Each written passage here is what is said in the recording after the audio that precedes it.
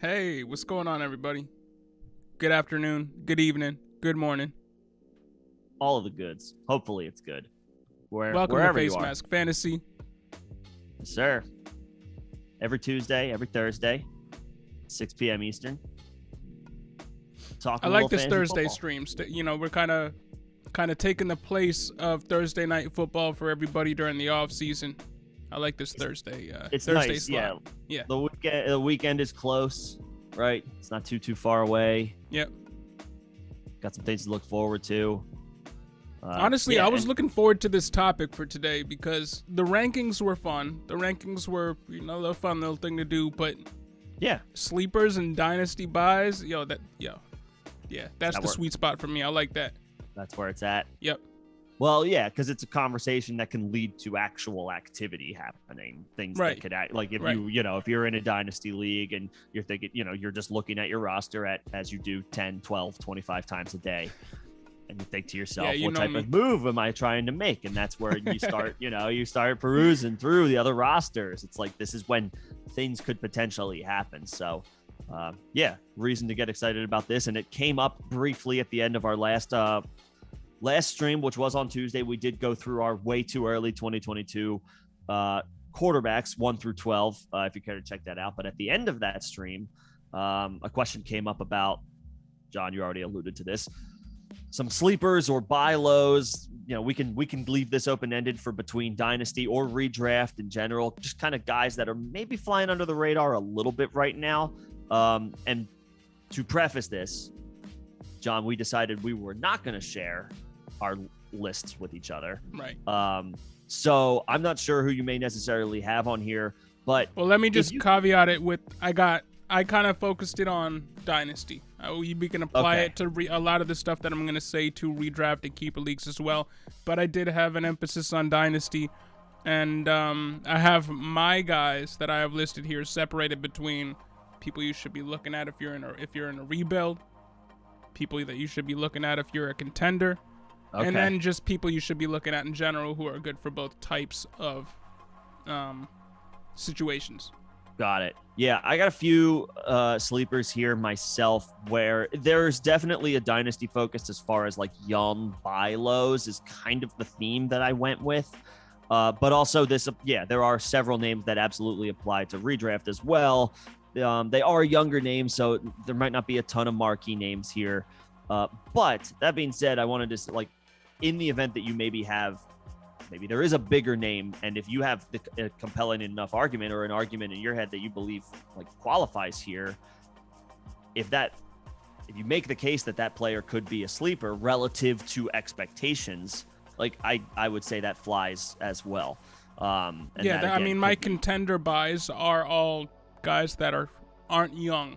So, they're higher. They're bigger names. That's why I say it's more dynasty focused, because these are technically guys you might not be able to sneak into your roster or something like that, because they're still kind of highly touted. But based off the perception, you might be able to buy low on them in dynasty as well. Relative to cost. Yeah. Got it.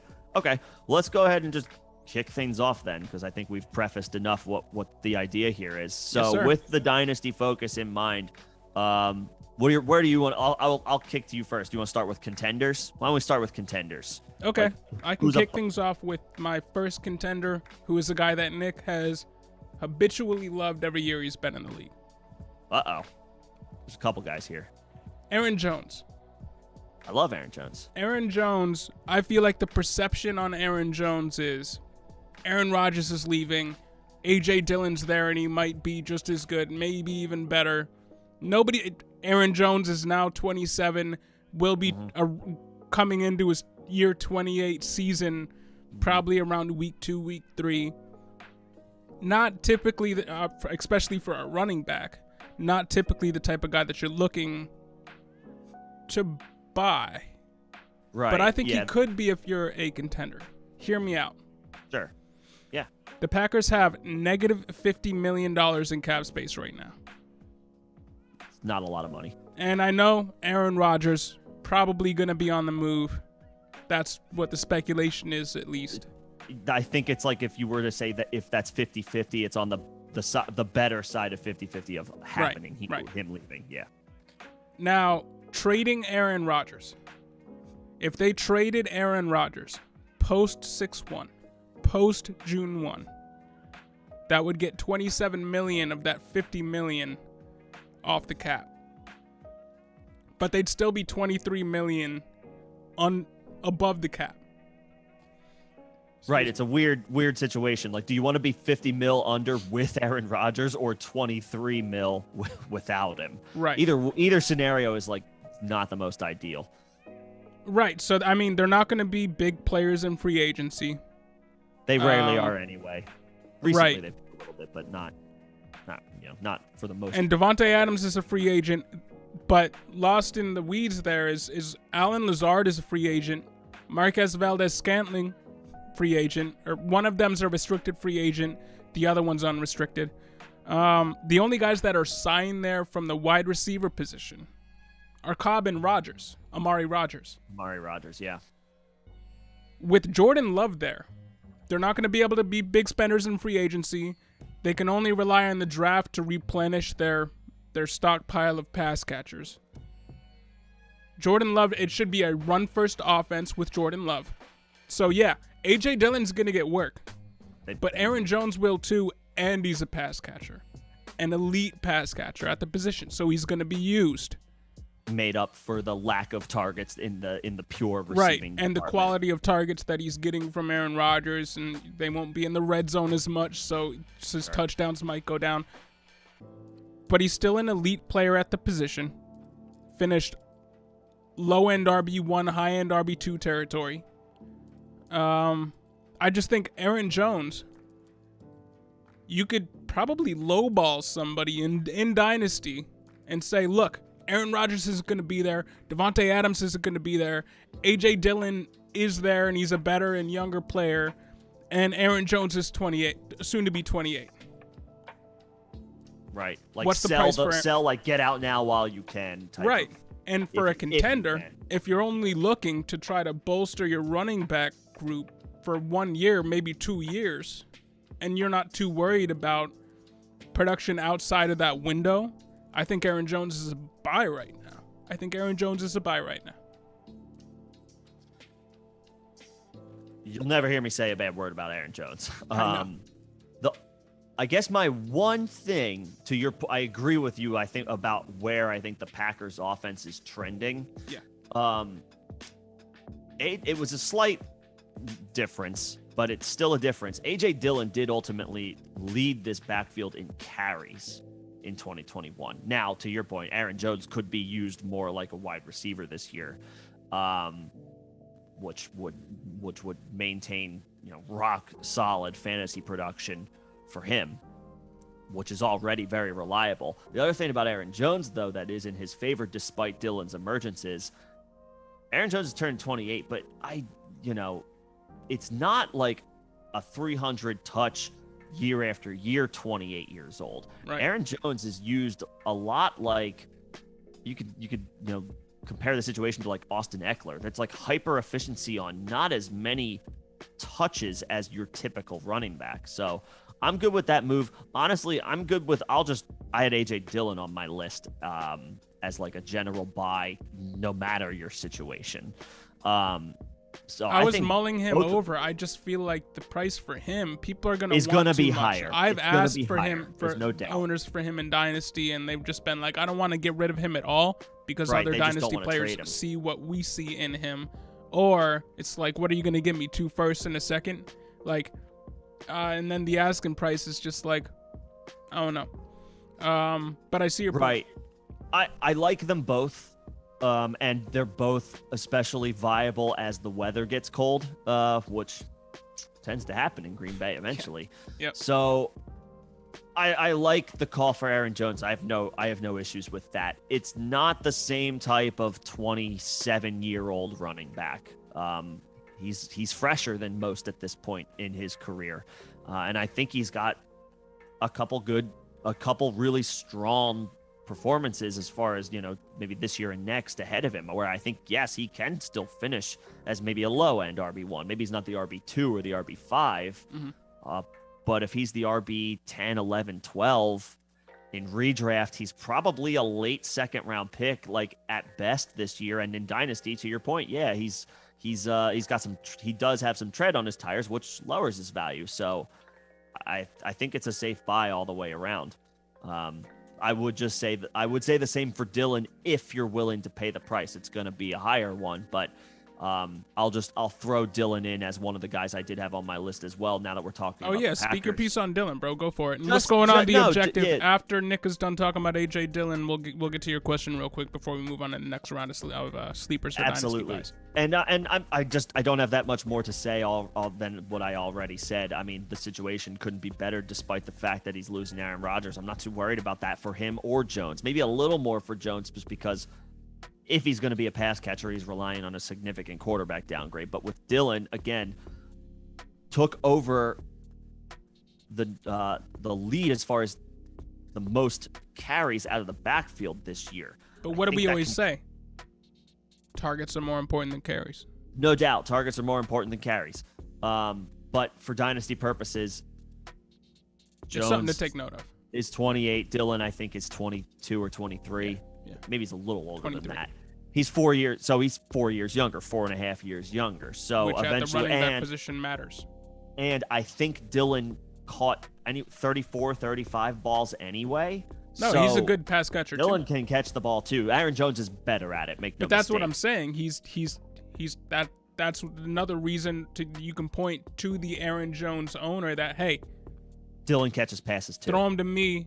I'll give you an offer you can't refuse. It's probably going to be lower than what the production he's going to be giving you over the next 1 to 2 seasons. Should warrant. Do you give a first-round pick in Dynasty for Aaron Jones? Let's say it's like outside the top 5. Would you give like a late first pick for Aaron Jones? I'd try to squeeze it and say, hey, I'll give you 2 seconds. Okay. You barter. And then I'll throw in everything that I just said and say, hey, a soon-to-be 28-year-old running back, A.J. Dillon's better. Aaron Rodgers is leaving. The offense is going to stink. I'll throw you 2 seconds and see if that can get it done. Yeah, ultimately, I would be cool with paying a first for Aaron Jones. If it was like 2022 first. 2023, okay. I don't know. 2022, absolutely. Got it. There you go. The price is going to be higher for Dylan. It just comes down to, are you willing to take the plunge? There you go. There you go. The objective. You got AJ Dillon. All right. There you go. And then if I was in your league, I'd be asking for him. Yeah, but to me, the asking price, like for me, if I already have Dylan, it better be damn good. I'm not selling Dylan. Better be a damn good offer. I don't really want to sell Dylan. Again, took the lead in backfield carries this year from Aaron Jones and caught, I think, 34 balls, 34, 35, 36, somewhere around there. So you're talking about an average of like 2.5 a game, somewhere around there. That's awesome from a running back. And if there's any running back in the NFL with the build that is comparable to a Derrick Henry, it's AJ Dillon. That guy. Yeah. It's Dylan. So yeah, both of these guys are viable. I attached my Packer running back to your Packer running back. But we happy to get to your question. And I'm going to leave this one to you because you are a CEH owner in Dynasty. I am. So I'm going to leave this one to you. How do you feel about CEH in Dynasty? And what do you do? I took him over potentially being able to get Taylor or anybody else. So a lot of people it stings. But yeah, as far as CEH's value tanking, do you get out now or do you just hold? I'll tell you my specific situation. I have Clyde. I have since made a trade. My running back depth in this dynasty league is pretty thin. Like I'm down to, it's like a Josh Jacobs, Clyde Edwards-Helaire, and Kareem Hunt. It's not the best group of running backs anybody could have. I am officially worried about the draft class as well. I don't think if I'm going to get Breece Hall or Isaiah Spiller, I'm intrigued by Kenneth Walker, but after that, I got to be honest, the things that are coming out about this running back class and just in general are not promising. So I get you. I hear you. Like if you have a late first round pick, which I do, I think the 108.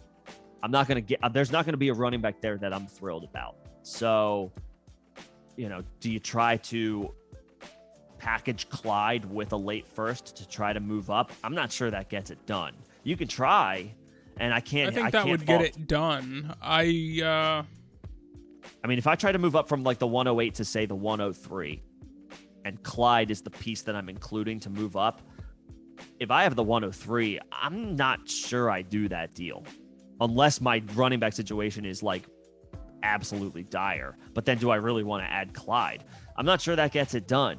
You can try, and I can't fault anybody for wanting to try. Ultimately, I think I'm going to hold on Clyde Edwards-Helaire and just hope for the best because you're getting pennies on the dollar right now. You probably spent pretty good capital at the time that you got him. Like if you traded for him on the buy low at some point this year, then kudos to you, because then it's like, okay, it's not much of a depreciated product or value because I didn't trade that much to get him to begin with. But if you invested heavy on Clyde, your return right now, again, is going to be peanuts. And if you're willing to one, absorb that, and two, you can also feel like you can because maybe your running back depth is decent enough, like sure. But unless your running back depth is anything other than stellar, I think I'm just going to hold and hope for the best going into the 2022 season. If maybe I can sell high to somebody during the season, if he's playing well and somebody needs a running back for their playoff push, maybe that's when I okay, I'm willing to cut my losses because at least now the return on investments, like I can probably ask for something better than I would have gotten at this time of the season. Somebody posted an underdog draft, a best ball draft for Clyde. I think he was drafted like 101. Yeah. Like he fell so far. It happened. Yeah. And it's like at that point in Dynasty, who's going to give me something for him? Like what is comparable to a 10th round pick in Dynasty? Like say Kenny Golladay, I'll just keep Clyde and hope for the best. And I don't even know if that name is comparable, but I'm just like somebody whose stock has fallen way low. Like it's like I'll just keep Clyde and hope for the best. Keep in mind with Clyde, he didn't get a ton of work in the postseason. Now maybe there's a reason for that, but like the few touches that he got, he didn't get a ton of work in the regular season either. So I'm kind of looking at him like weeks. Well, before the injury, he had like a nice little run of a couple of weeks. But in the playoffs, he was effective with the touches that he got, but he didn't get the touches. So it's like there's only so glass half full I can go on it. I would just think at this point, because his value is so in the toilet, I'm not even shopping him because I just can't imagine the return that I could expect for him.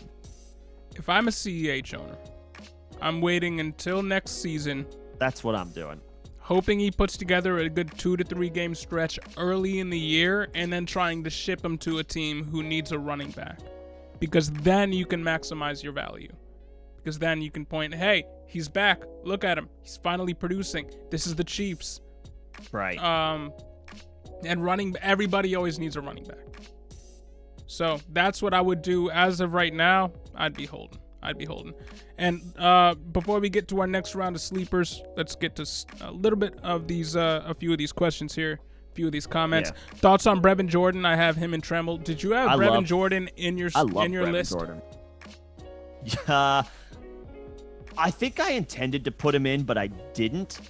But I would have if I was paying more attention. I do like Brevin Jordan a lot. I know I brought his name up recently, not the last stream, but his name popped up at some point. Was it our tight end like deep?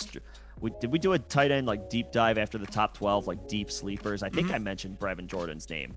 I like Brevin Jordan Slim. I like him. Yeah, I do too.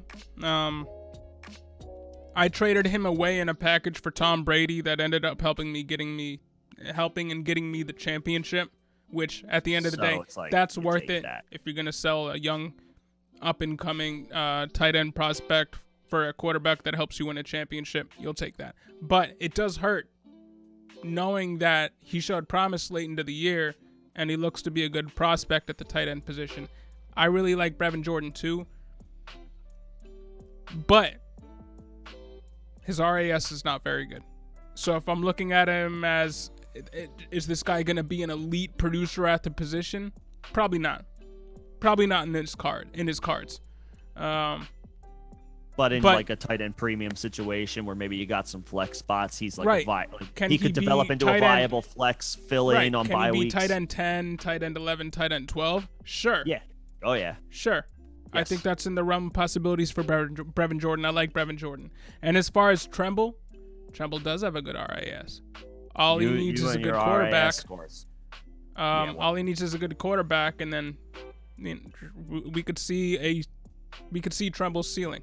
I do like Tremble. I'd be happy with having both of them on a dynasty team if I've got a younger roster, or if I've got a couple of guys ahead of him that I can play for the next year, maybe. Yeah. No, I like Brevin Jordan. I also I didn't officially have him on my list, but he is a guy. He's a deep sleeper that I. Before we get into that, Mike Diggs, I like Kyren Williams too.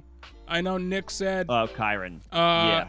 Between Breece Hall and Isaiah Spiller and maybe Kenneth Walker, those are the only three running backs that he's really looking at. There's a fourth guy for me, and it's Kyren Williams. I like Kyren Williams. Climbing up the ranks. I know there's a lot of people that do like him. His ceiling is an Eckler type running back, and I like those types of running backs. Nick loves those types of running backs. I don't know why he's not quite in on Kyren Williams, because he kind of gives me Aaron Jones vibes if he goes to the right situation and if he hits his ceiling. But I like him too. He could be an RB2 in the right situation. He could be a low-end RB1 in the right situation with, a higher ceiling depending on where he goes. So I'm right there with you. But keep going. Sorry, I didn't mean to cut you off. No, you're fine. I didn't have too much more to add on Brevin Jordan other than Houston's got plenty of opportunities open in the form of targets. Davis Mills going into year 2, assuming he's the quarterback. He looked good enough to get the ball to his playmakers. That's all you can ask for with some of the quarterback play in this league. So go with Brevin Jordan. Slim like CEH. Look, I'm willing to. I'm like I said, I'm not trading him. Hey, if you can buy low on him, this is the time to buy low on him. Sure, if somebody wants to unload, if somebody wants to unload him, a second and a third at somebody for CEH, and they're willing to do that, go for it. You might be able to get him for less than that. You might be able to get him for less than that. That's what I mean. CEH is actually a great buy low right now. Or maybe I'm misreading it just because I have CEH, but that's how people who own CEH I can only imagine. Yeah, there are certain people who would be like, just give me whatever, and I'll just get to get rid of him because people, they're reactionary. They make reactionary decisions. It happens. That being said, you were going to go into a holding tangent, I think, maybe on Nico Collins. Am I guessing that right? Me? I love Nico Collins, but I wasn't planning to go on a tangent for him. Okay. Because you were going to... Hey, Mike Diggs, thank you very much. Appreciate that, man. And that sticker's cool. That is a cool sticker. You were going to start talking about somebody else in that discussion with the Texans and Brevin Jordan. So the Nico Collins was a hypothesis on my part. I don't think so. I like Nico Collins as well. I actually didn't include him on my list. Really? I like him for I feel like he was one of your guys, or he was one of your guys. He is one of my guys. I did not put him on the list. I definitely like him. I guess I don't know. Maybe I tied myself up thinking about hitching my wagon to too many Texans. Not that that's a major issue. No, I like them both. I mean, I'll throw Nico Collins' name in the ring. I think he flashed a little bit last year, and he's going to probably enter 2022 as a full-time player for them. Yeah, he should. I think he only caught one touchdown on the year, but it came in the last week of the season. Made some big plays. I don't know what his yards per catch were off the top of my head, but I mean, he can go down the field. He's a perfect compliment in my mind to Brandon Cooks. Good compliment to Brandon Cooks because he's a bigger body, but he can still go down the field and make plays. He's a good possession receiver, with upside for long catches. Yeah, I mean, I like Nico Collins. I don't know why I didn't originally have him on the list. I didn't leave him off so much as I just didn't think to add him because I wasn't limiting myself to any specific number with this list.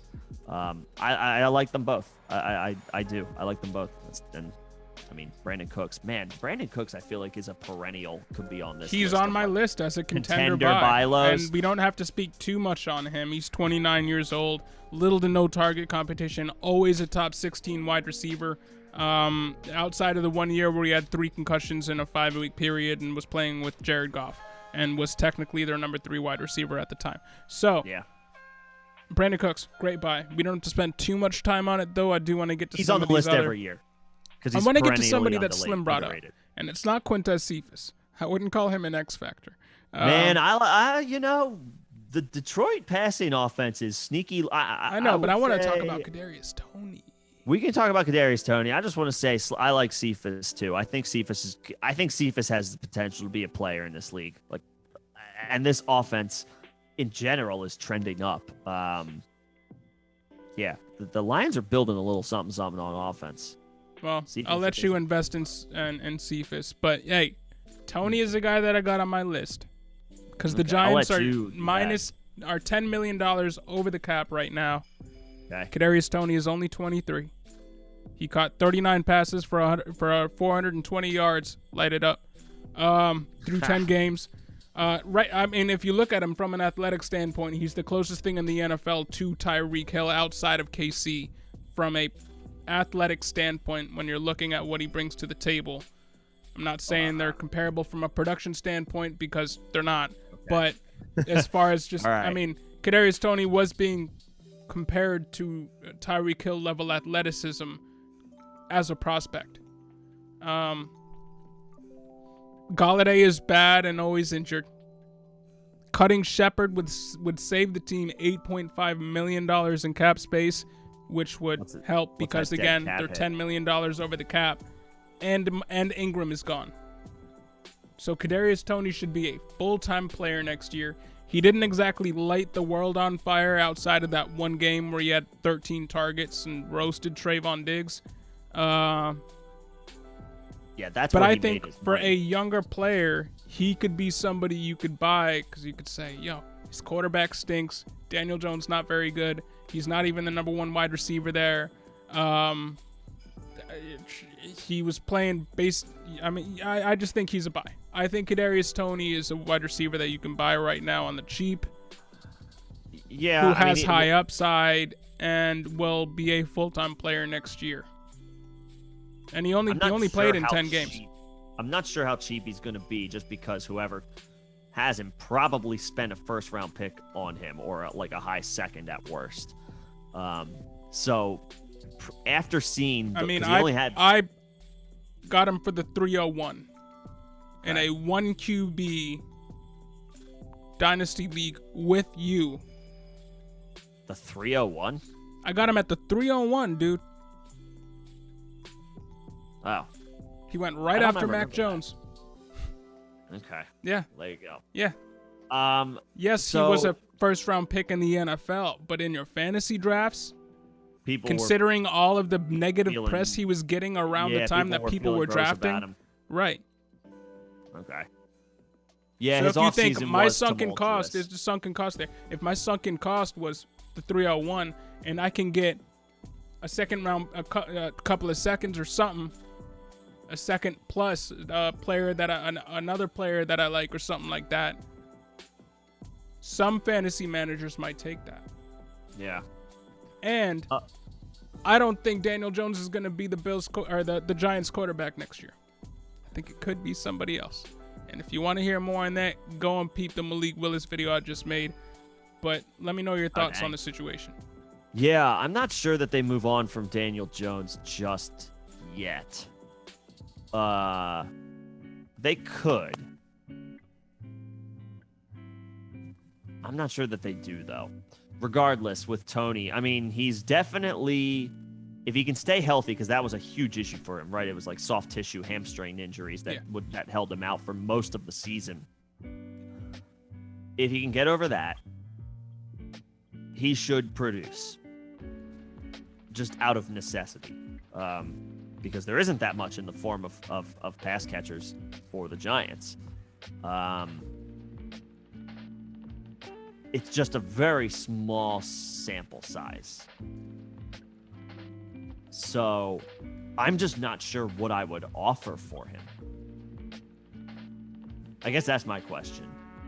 I'm not sure what I would be like. What would I be? I would at least inquire for the owner about him, because if the owner kind of feels like he already knows what he's gotten from this guy, and the ceiling isn't quite what he thought it was going to be, or what NFL teams thought it was going to be coming in, maybe he's willing. The owner is willing to just cut their losses. And I don't know. He's a sleeper for me. Mike, you bring up a good point. He's a dynasty buy for me. Mike brings up a good point. Like, the hiring of Dayball should be good, which is why I think they go elsewhere at quarterback. I guess my question would be, can they make something happen this year? I mean, they could if they really, I guess, if they chose to. They got 2 first-round picks, 2 top 10. 2 top 10 first, 2 top 10 picks. Yeah. So that could be used, that could be used on the offensive line. That could be used on maybe one each, like offense and defense. They just need to make the team better. But if they can prove, I mean, Mike's bringing up some solid points. I mean, the offensive line for the Giants has been bad for 4 or 5 years now. Like, they have not done a good job of putting that back together. Maybe this is the year that turns around. That's I kind of get the feeling that buying Tony for whatever you're gonna have to pay to get Tony might feel like it might be a little bit rich right now. Like, what did I get? But what did I just in do? 2 to 3 years, you might be sitting pretty. You might be looking back and being like, "Yo, I got a steal for Kadarius Toney." That's kind of where I'm at with him. So that's why I included him in my list. And if you, especially in Dynasty, if you think ultimately, the Giants aren't too far away from moving on from Daniel Jones and improving at quarterback somehow, some way, that obviously would boost his prospects as well. Yep. So, okay, makes sense. Slim, I didn't see what Randall L said about Cephas, but I mean, raises an interesting point about Cephas, because who starts on the outside for that team? I feel like we were hearing the same things about Cephas last year around this time and throughout the whole offseason. There was buzz about Cephas all last year because there was going to be nobody else there, and he was going to be the only guy. Well, he got hurt. Didn't do anything. And the year before, yes, I know it was his rookie season, but he was playing with one of the best quarterbacks in the NFL and Matt Stafford still. And and Kenny Golladay and Marvin Jones were there. But Kenny Golladay got injured, and Cephas was put into the starting lineup with Marvin Jones and didn't really do all that much. He had targets, because when you're out there full time, you're going to get targets, but he didn't really do a lot with them. I mean, week one, 3 for 12 and a touchdown. Week 2, 4 for 63 and a touchdown. 3 for 12 and a touchdown. That's what you're chasing. 3 for 12. Fantasy points. The touchdown is what I'm highlighting here. Okay. Points are points. 4 for 63 and a touchdown the next week. Week 3, he didn't do anything. Week 4, 4 for 83. It's pretty good. Didn't do anything week 5, and then he was out for the rest of the season. So he got hurt. I am on board the Cephas train as well. I'm here. I think they go out and get somebody else opposite Amon-Ra St. Brown, and Cephas is now their third wide receiver, not playing full-time snaps on the outside. And I think you're going to be wrong about this. Oh, all right. I'm willing to be wrong about it. I'm willing to go see who has Cephas in our league, unless it's me. I might have him. All right. Well, what do you think about giving up? All right, Slim, are you getting Jeudy for a 2023 second, or are you giving up Jeudy for a 2023 second? I don't have him. Crap. Okay. Time to go take a look. Let us know, Slim.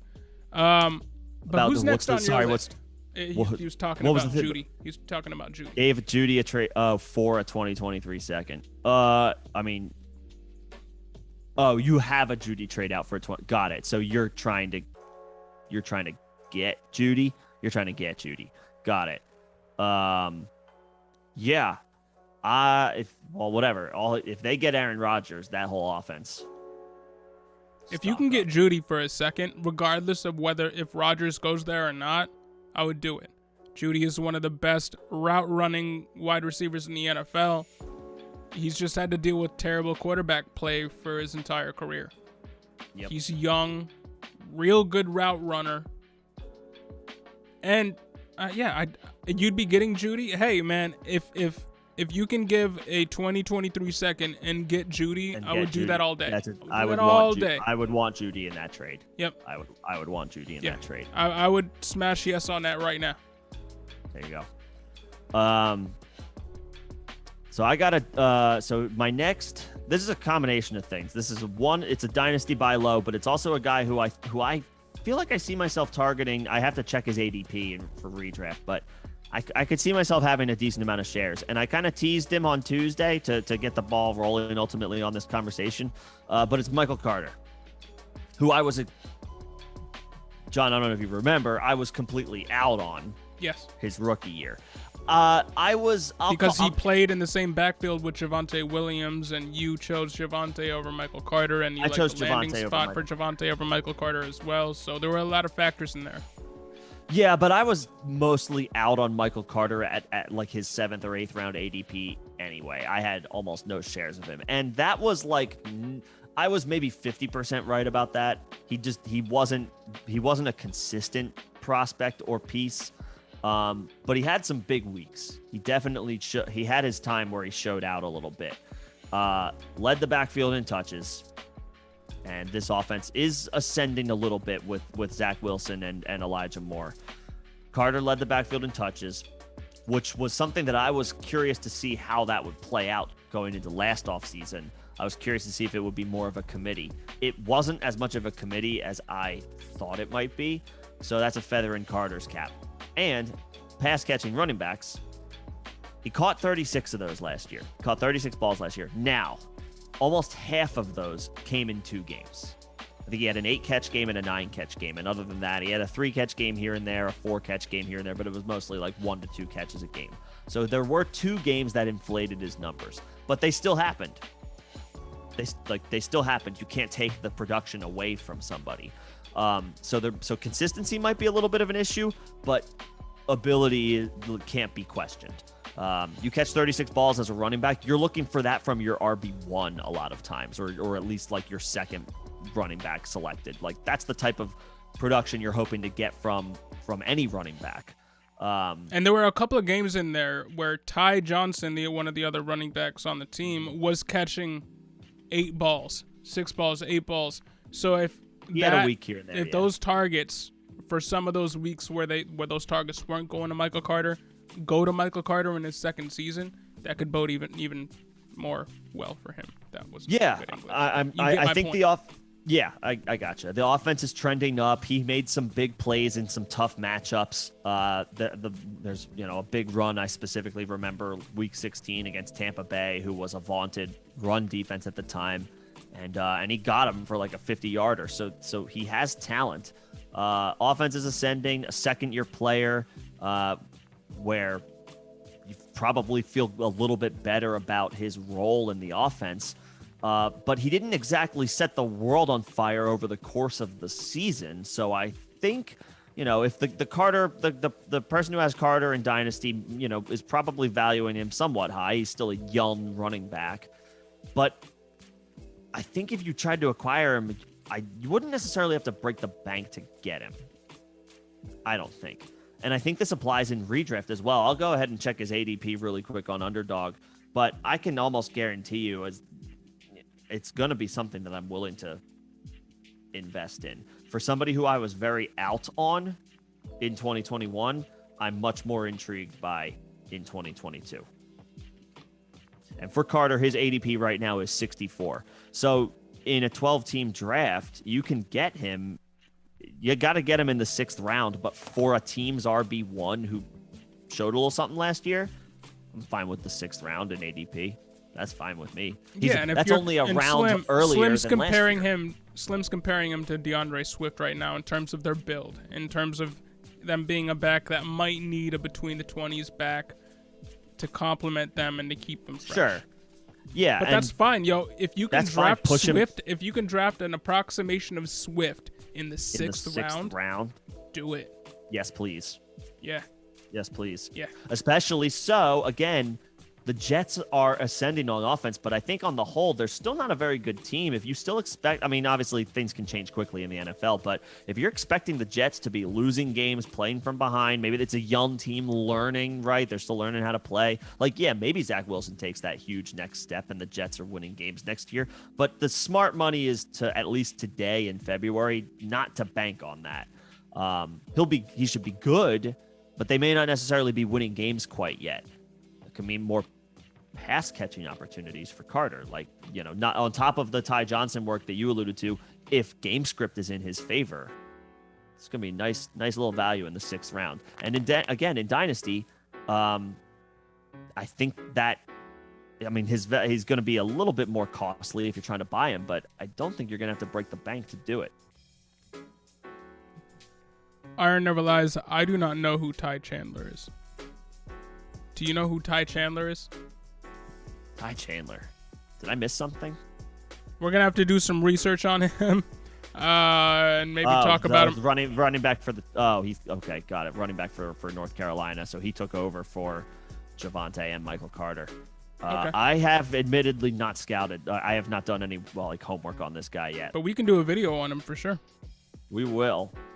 If the ask is in, we will. Sorry, Iron, we don't have an answer for you right this second or right now, but we can absolutely get something out for that. I'm just catching up on the chat right now. Yeah. Well, let me get into my next sleeper here. And I like Elijah Moore too. Slim, I just traded for Elijah Moore. I feel very excited about that. Yes. But I'm going to talk about another wide receiver who Nick likes a lot. Yeah, Tyson Chandler. He's retired now at this point, I think. Anyway, go ahead. And that's Van Jefferson of the Rams. Hey, Nick my guy Van. Start the Van. The dynasty league that he was the dynasty team that he was talking about earlier. He is very high on Van Jefferson. But the Rams have negative $13 million in cap space moving into next year. That's not a lot of money. Woods is coming off an injury that he sustained halfway through the year. OBJ probably going elsewhere. Let's be real. Probably going elsewhere. Because they would have to cut Woods to sign OBJ, and they'd still be over the cap, and they don't have a lot of draft capital. So they got to be smart with their money. Mm-hmm. And Tutu Atwell and Ben Skronek don't scare me. Tutu Atwell had an ACL tear, I believe, as well. And Ben Skronek doesn't scare me. Van Jefferson has 4.39 speed. He can run. And he came into the league a little old. He's already going to be 26 when the season starts next year. So if you can go to the Van Jefferson owner. Right. And if you can go to the Van Jefferson owner and say, look, he's 26. He's going to be their third wide receiver for the foreseeable future. Yup. What do I got to give up for Van Jefferson? Right, you can see Van Jefferson could be coming into next year the 2B, maybe even 2A, depending on how well Woods recovers from the injury, because Woods sustained that injury and he's going to be 30 years old. He's not a young wide receiver. And it happened in the middle of the season, so later than. So we could see Van Jefferson be the de facto number 2 wide receiver in this offense and operate as their deep threat. He's 26 years old. You can say that as a detraction from his value to the owner that you're buying him from. But I think that's a plus, especially if you're contending, because 27 is the prime age for wide receiver production. So you're buying a speedy, borderline starter in one of the highest octane offenses in the NFL, who's about to step into his prime for wide receiver 3 money. It's probably a pretty good buy low. I mean, he's been flashing. So he's been flashing. The Van Jefferson owner might not do it for, he won't be cheap. It won't be a discount. It won't be a discount. But I used to hear this a lot on a Dynasty pod I checked out when I first started getting into Dynasty. They would say a lot. They would say, an overpay today can be an underpay tomorrow. Mm-hmm. And I believe that. I don't want to take words, steal their slogan, but that applies to Van Jefferson. I think whatever you pay today, you're probably going to be looking back in a year or two and say, that was a good deal for me. I'm good. I'm happy that I did that. What are you chasing fantasy? High octane offenses and vacated targets. Yep. And he should have both. I like Van Jefferson as a buy. There you go. Big fan. This is music to my ears. So. What do you got? What do you think, chat? I support it. Let's do some of these questions. Slim says Cam Akers is on the block in his league. Hey, if you can get Cam Akers, then try and get Cam Akers. If you're talking about maybe moving one of your running backs to get Akers, I guess by default it would be Mitchell for me. I would keep Swift, I would keep Dobbins, and I would keep Ramondre. I like Mitchell. I would try to move Ramondre. Because I like Ramondre. I like Mitchell a whole lot more than I like Ramondre. I like Ramondre. Don't get me wrong. I think you might have to give up. You have to include more. I'd be willing to do that. I think Mitchell is going to be a top 6 back next year. Top 6? Could be. Speaking of guys with sub 4.3 speed, that is pretty good. They're gonna. I mean, that we know that offense hums. It should switch right over, and I mean, Trey Lance should probably be a better quarterback than Jimmy G. Yeah, that won't take much. And we've seen how they mix in Debo. Mm-hmm. So I like Mitchell. I wouldn't be moving Mitchell. I like Akers. I feel like if you're moving Mitchell for Akers, it's a preferential thing. I would try to move I would try to package something with Ramondre to get Mitchell. I would. Or to get Akers. Yeah. I really like Mitchell a lot. Great offense. The team knows how to run the ball. If there's one thing that Kyle Shanahan knows how to do, or knows, it's running the ball. Scheme up running plays. And they're not going to be drafting another guy high anytime soon. And there's nobody in that backfield that scares me. And honestly, having Deebo Samuel there as like an extra rushing threat in that offense, dual threat piece in that offense, the opposing defenses gotta account for that, which means there's one less guy looking Mitchell's way every play. And we saw Mitchell put up RB1 weeks pretty much weekly when given the chance. Yeah, he could finish top 6, top 8. I don't think Ramondre Stevenson has that in his realm of possibilities. So I would be packaging something with Ramondre Stevenson Not that I don't like Ramondre Stevenson. That's just lofty for mid. I agree. I'm not sure Stevenson can finish as an RB6 to RB8. I'm just like, where did Mitchell finish? Where did Mitchell finish in points per game?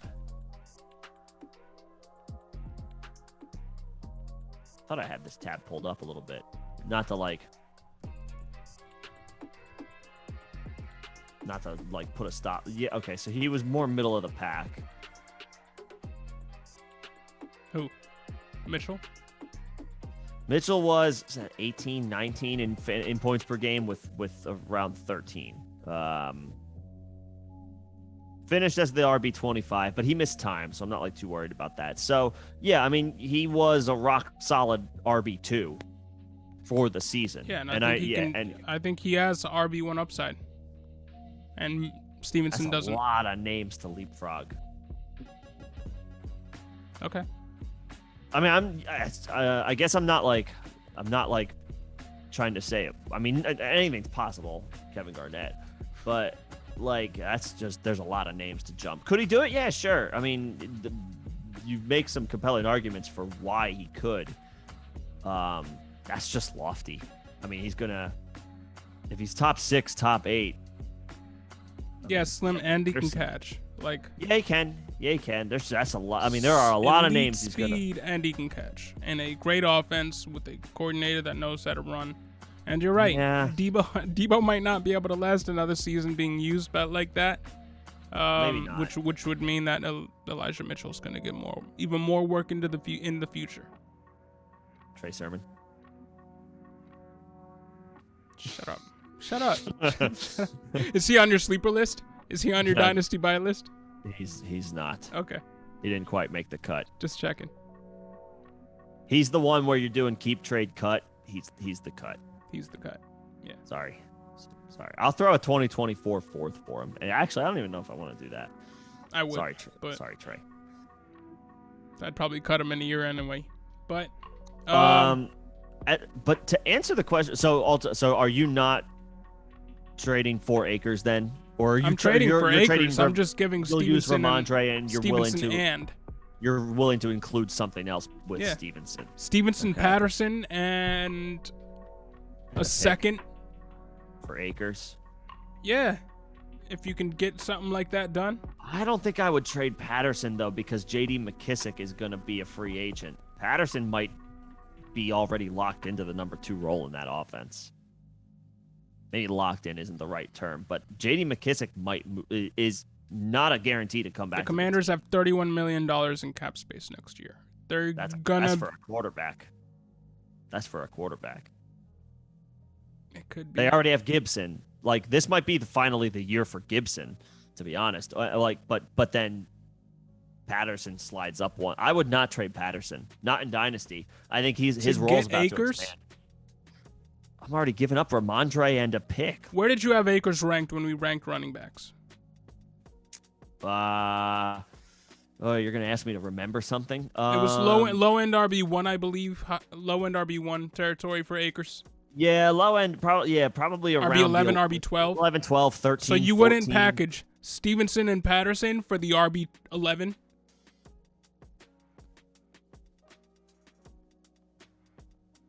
No. Okay. But you would give up Mitchell. Yes.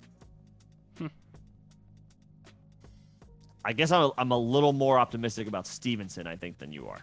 No, I really like Stevenson.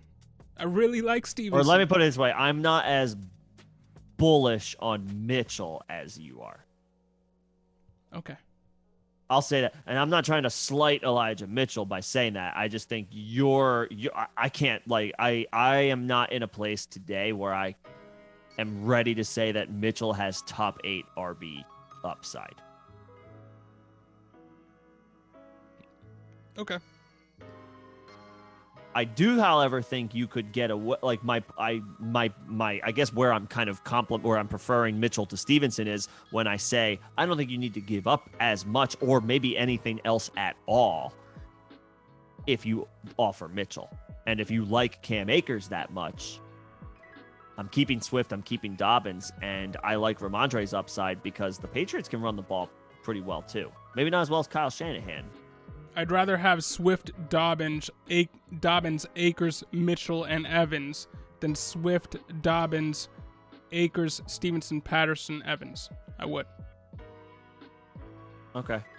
Maybe I'm preferring depth a little bit more. And I want the highest upside core of 4 guys versus 3 really good guys and then depth pieces who could work out.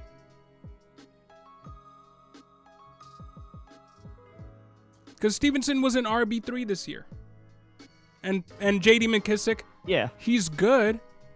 He's an RB3. Unless you're in he full had a PPR. lot of, I mean, McKissick had a lot of really strong weeks this year. I mean, we don't got to continue to hammer on this topic, but well, yeah, I would. You have our answer. If you're like our Nick, answer you would is give we up are. Mitchell. If we you're are like split me, on you would give what up we would Stevenson, Patterson, and maybe the second, and see if you can. That'll get it done. Well, here's my last at. question. Do you think you could get Akers plus for Mitchell? Do you think you could if you No. dangle Mitchell? No. Okay. Just wanted to throw. I don't think No. so either. I was just curious. Okay. So yeah, that's our answer. I don't know if that helped at all, but we're happy to have the conversation. Mike, I agree. I think Stevenson's primed for a pretty damn good year. Right, but Damian Harris isn't going anywhere, and we Yeah, already I think they're saw. both gonna be good. I think they're both going to be good, but Damian Harris is the number 1 in that offense. And yeah, Brandon Bolden could not be with the team next year, but they lost James White. They could go. The Patriots have not a lot of cap space, $8 million in cap space, but that's not going to be used on the backfield at all.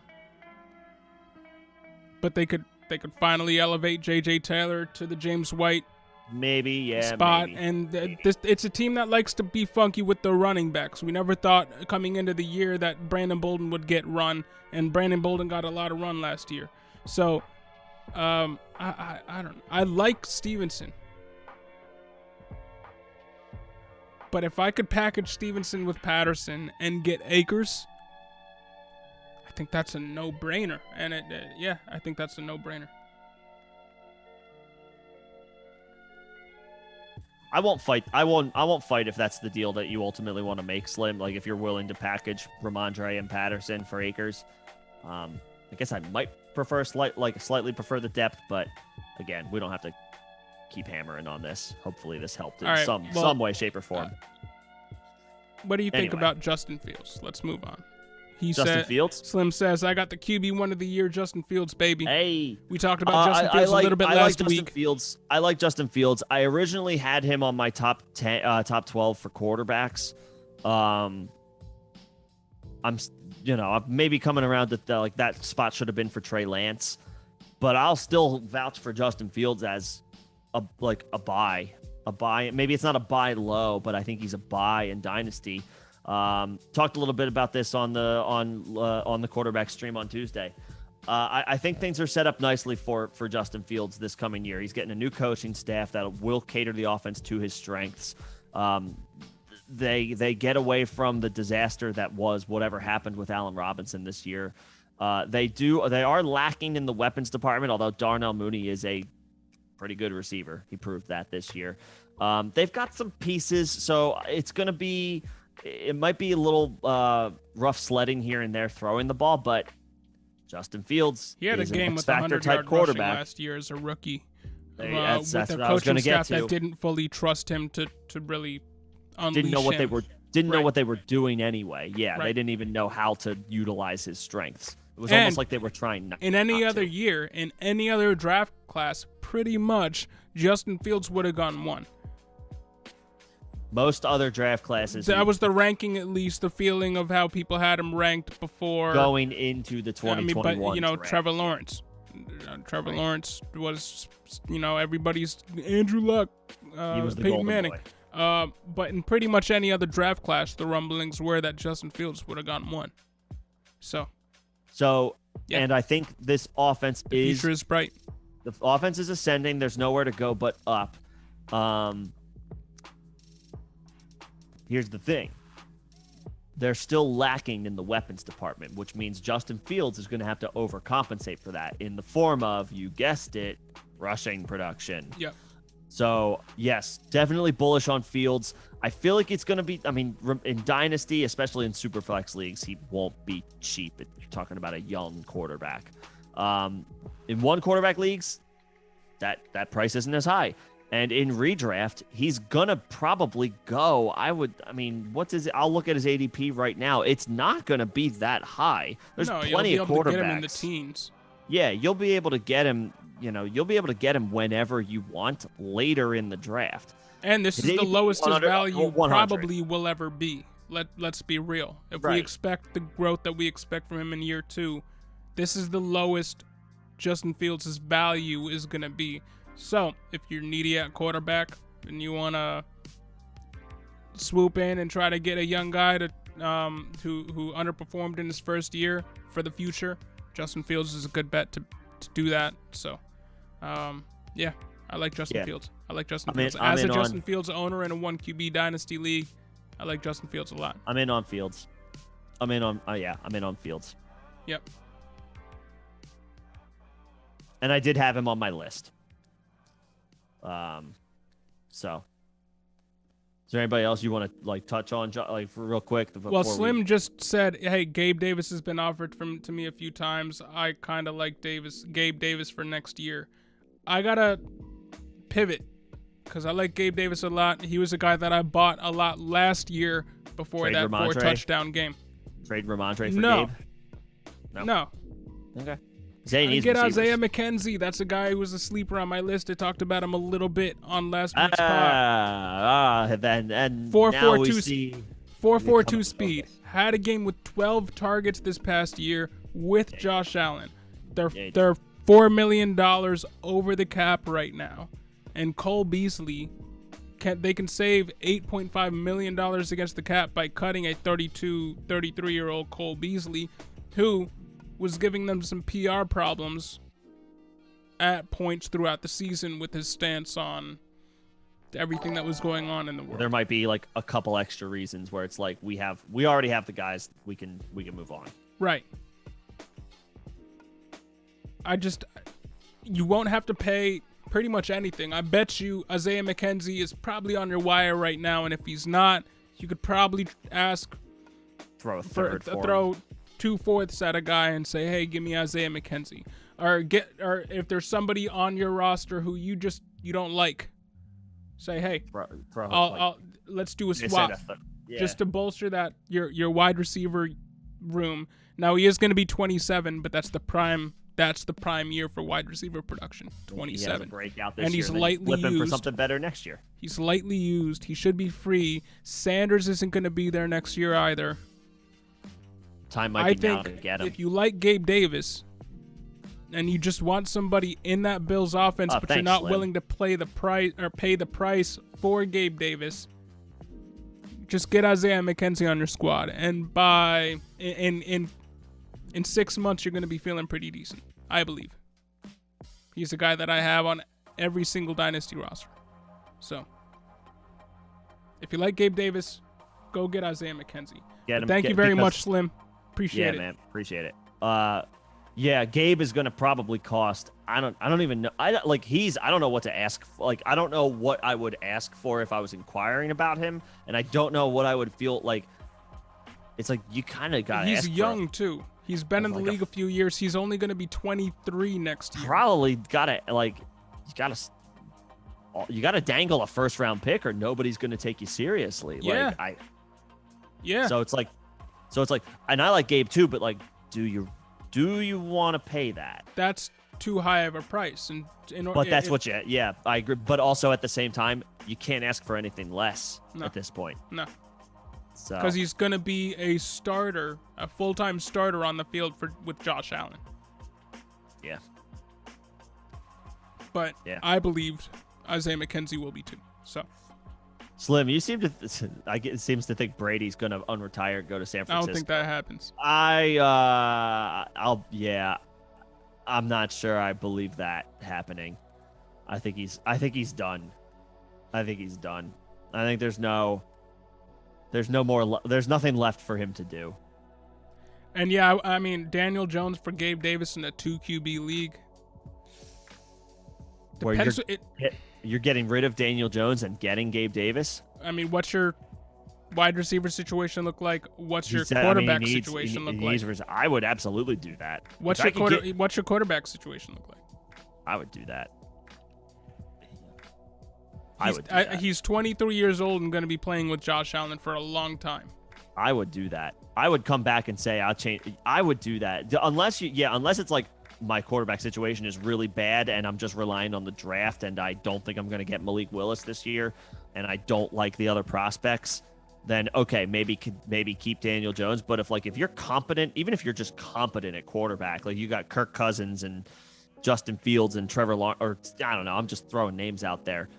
I would trade Daniel Jones to get Gabe Davis, especially when receiver's a bit of a need for you. Yeah, I was looking at who you said are your wide receivers right now. I mean, if you're counting on Dwayne Eskridge and Juwan Jennings and Paris Campbell and Quintez Cephas, Nick's favorite wide receiver in the world, and Hollywood Brown, who is good in his own right too. But I think you need a little bit more there if you really want to compete. Depending on who you have, I would trade him at quarterback. I would probably do that because I would trade Gabe Daniel Davis Jones. is going to be on your team for the next 7 years. He's 23. 24? He's 23. He's going to be 23. I believe he was 22 this year. Yeah, he'll be viable for 7 or 8 years. Yeah. Gabe Davis is he's the guy that it's like. He's 22 years old. He's yet to turn 23. He will be 23 next year. You got 8-9 years of him where it's I'm not sure if Daniel Jones has 3 or 4 more years as a starter in this league. Yeah. He'll bounce around as a backup. He might get another chance. Next year, okay, if you believe in him next year, that's your right. Just long term, I'm just not sure how much more time he has as a starter in this league. He fumbles the ball so much. He turns the ball over a lot. That's eventually and the Giants did come out and said I think it's John Mara came out and said we have done nothing to help Daniel Jones since we drafted him. So they are taking some ownership of it, but I mean, the guy leads the NFL in fumbles by, I think, a pretty good margin since he entered the league. He's a turnover machine. That is not true. That they haven't done anything for Daniel Jones. Well, they drafted a first-round wide receiver and got one of Toney, the highest. And then they threw money at Kenny Golladay because he was the best wide receiver they could get at the time. Yeah. They didn't do nothing, dude. In their mind, they helped him. And the reality is they didn't do anything to help him because the offensive line still stinks. Right, but they tried. So they tried. I guess, they didn't do right. They didn't do quite literally nothing. They did. Yeah, they did do some things. But the who are new your coaching quarterbacks? Staff will help. The new coaching. Who are your staff quarterbacks, Slim? And yeah, I think that again. I'll talk about it a little bit here. Talked about it in the Malik Willis video before we move on to the next sleepers.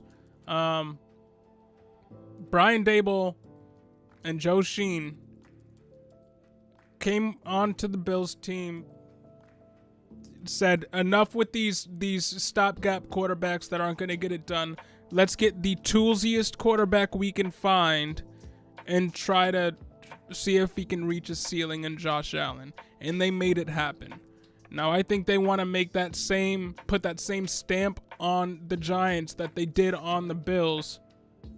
And whether or not that's this year or next year, Daniel Jones is going to be looking for a home as soon as maybe not in 2022, but in 2023.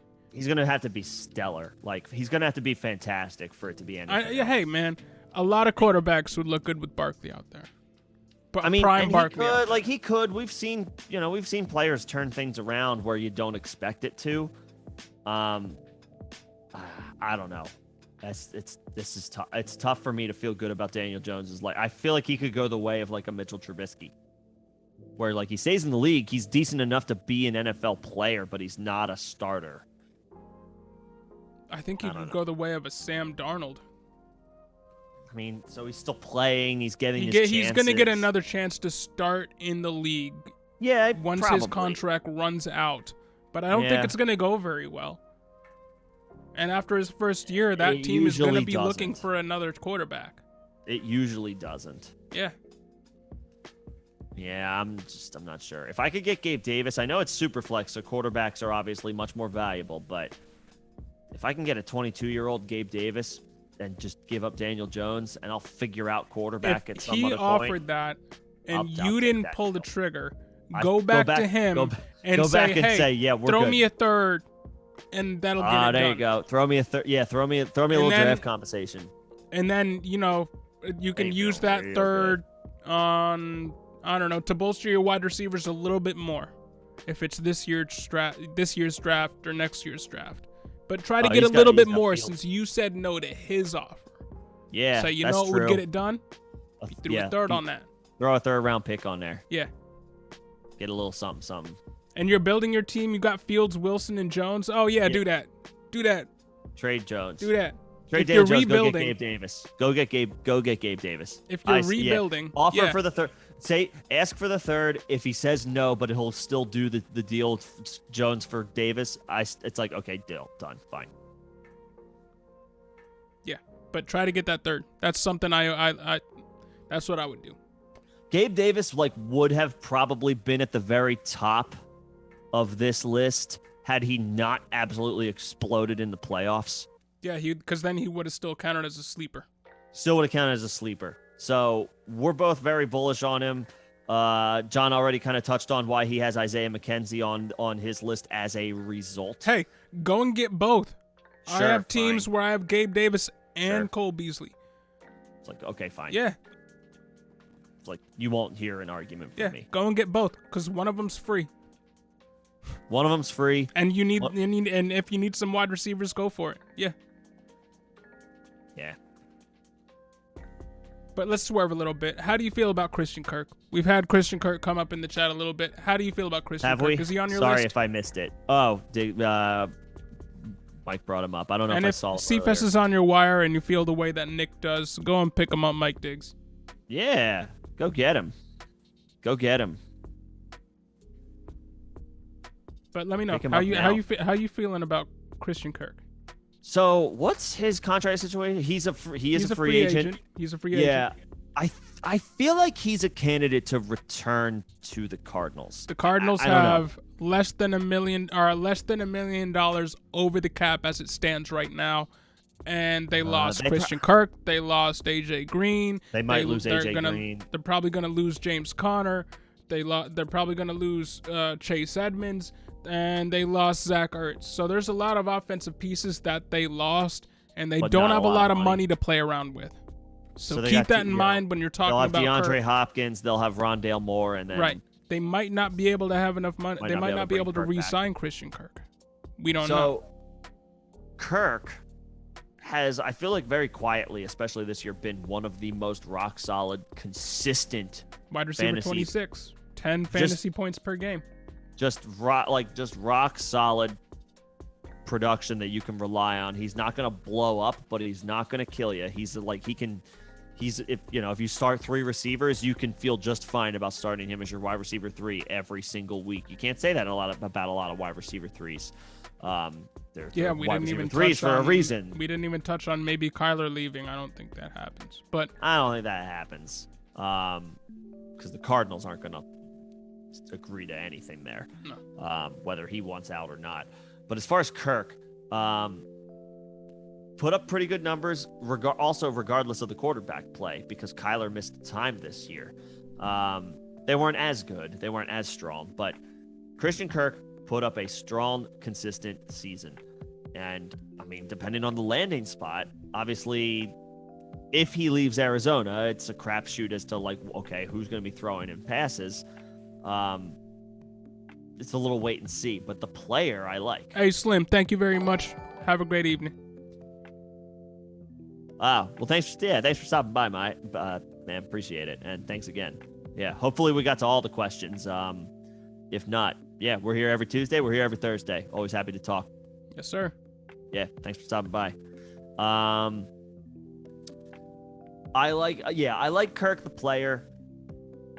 I don't think he's an alpha wide receiver, so he's not so his situation is going to be dependent upon or how interested I am in him is going to be a little dependent upon the situation he lands in, but he has proven to be a rock solid contributor when he's a full-time player for the offense.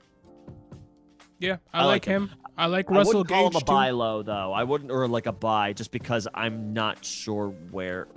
I think Russell Gage is a buy. He's on my list as somebody to buy as a contender. Sure. From weeks 10 to weeks 18, he was the wide receiver 14. From weeks 12 to weeks 18, he was the wide receiver 10. He was a guy that we were notoriously out on for pretty much the entire year until his production forced us to say otherwise.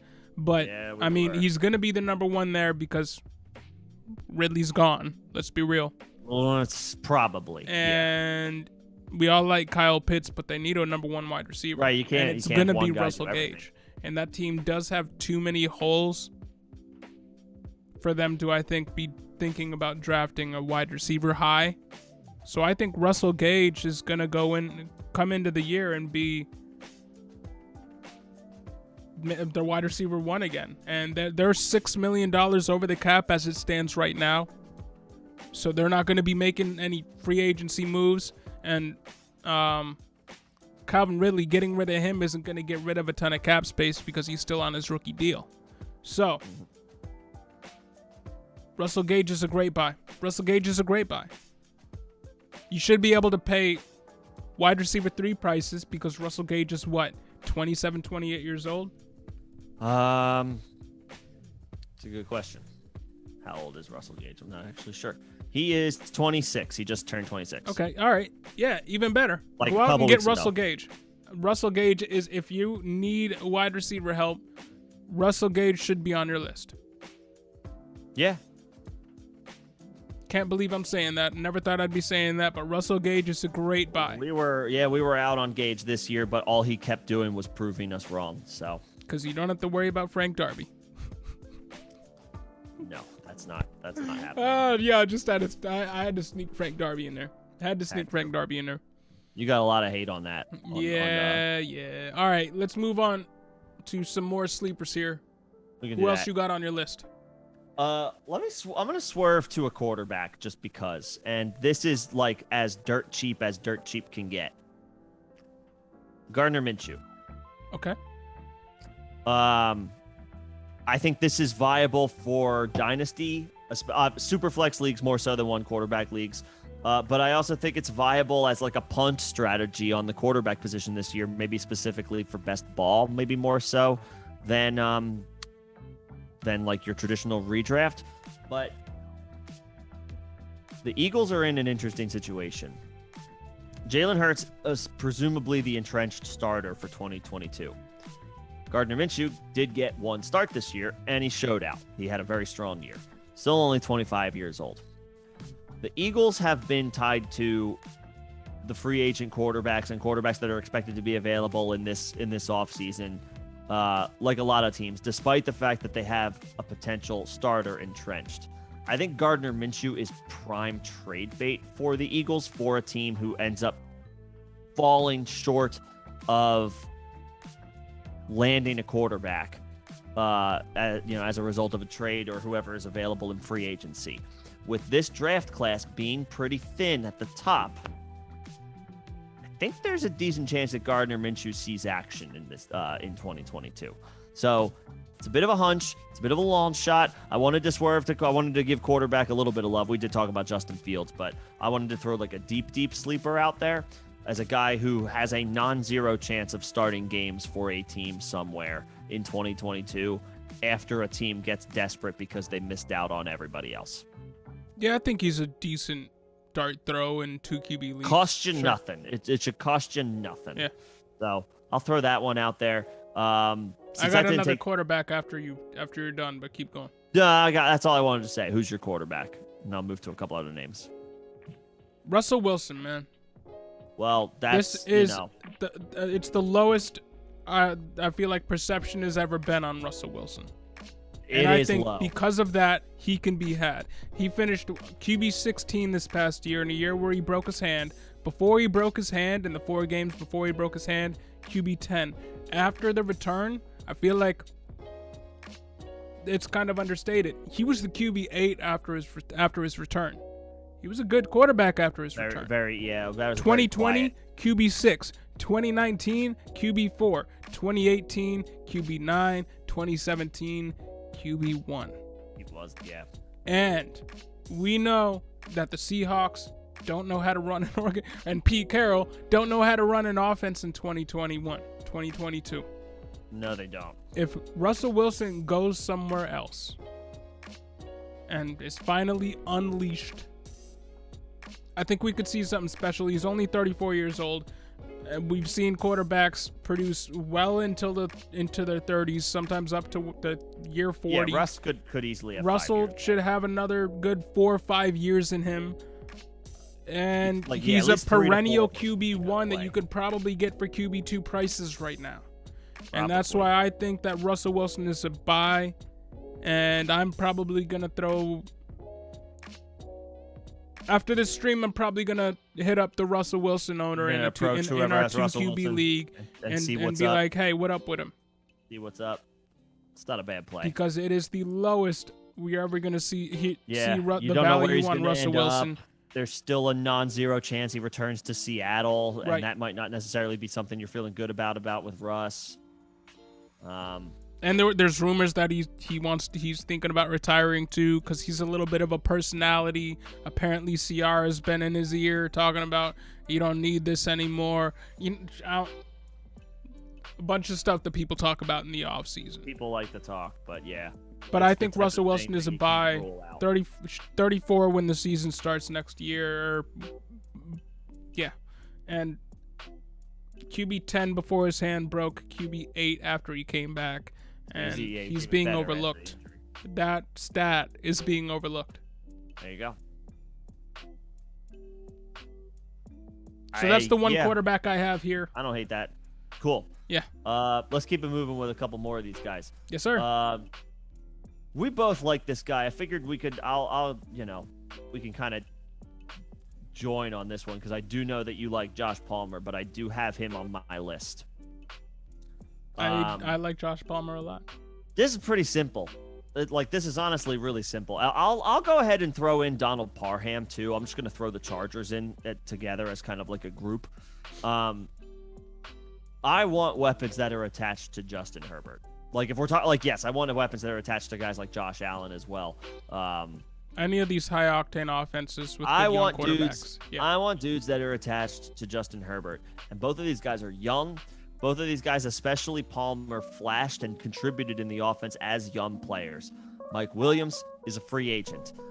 Jared Cook, I believe, was only signed to a 1-year deal and he's out. Could conceivably move on.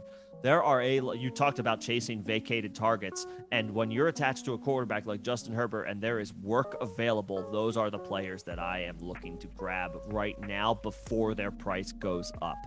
I think Josh Palmer fits that mold. Whoever has Josh Palmer is probably you're not gonna be able to get away with asking for nothing. But before all of this becomes a reality is an opportunity to go get Palmer. And I would say to a lesser extent, and you probably have more time if you want to wait and take your time. You can say the same about acquiring Parham. Now, I have some thoughts about that because the Chargers have the 4th most cap space in the NFL with $57 million in cap space. Yep. And we have quite a few free agent tight ends out there right now. So if you're high on Donald Parham, I think you wait until free agency. That's fine. Wait until the Chargers sign somebody. Yeah. And then you go after Parham because you should be able to get him for cheap because people will think, oh, who wants the number 2 tight end on this team if he's not going to be the number 1? But Josh Palmer, going to be 23 years old next year. In the 3 games, he played more than 46% of snaps for the Chargers. That's weeks 14, 16, and 18. Mm-hmm. He went 5 for 66 in a touchdown, 5 for 43 in a touchdown, and 4 for 45 on a touchdown on 9 targets. That's pretty good. That's a pretty good track record. I'd say, for a 22-year-old, or he's going to be 20. He's going to be 23. He's 22 right now. Okay. Now, I overpaid for Josh Palmer in a 1 QB league, tight end premium. I gave up Logan Thomas and Noah Gray for Josh Palmer. But I believe overpay today, underpay tomorrow. Yeah, I think that's okay. So there's a good example. Yeah, I think that qualifies. That's an overpay today, but like, I'm not necessarily like sweating I like Logan Thomas, but I'm not losing sleep over the fact that I traded him. No. 30-year-old tight end coming off an injury. An injury-riddled season, not just an injury, because he came back from an injury and then was shut down again. Receiver attached to Justin do that all Herbert. day. Yeah, I'm fine. I don't. That's like hardly an overpay, to be honest. Yeah, I mean, I think he becomes a full-time player in this offense next year. He's maybe not like the most perfect complement to Keenan Allen, but Keenan Allen's gonna, move to the slot. Palmer will work on the outside. They won't get in each other's way. I think we'll see what happens with what they do with the money that they have available in free agency. If maybe it's a wide receiver that they bring on board, which would obviously change the tune here a little bit, but this is a good offense with a great quarterback with work already available.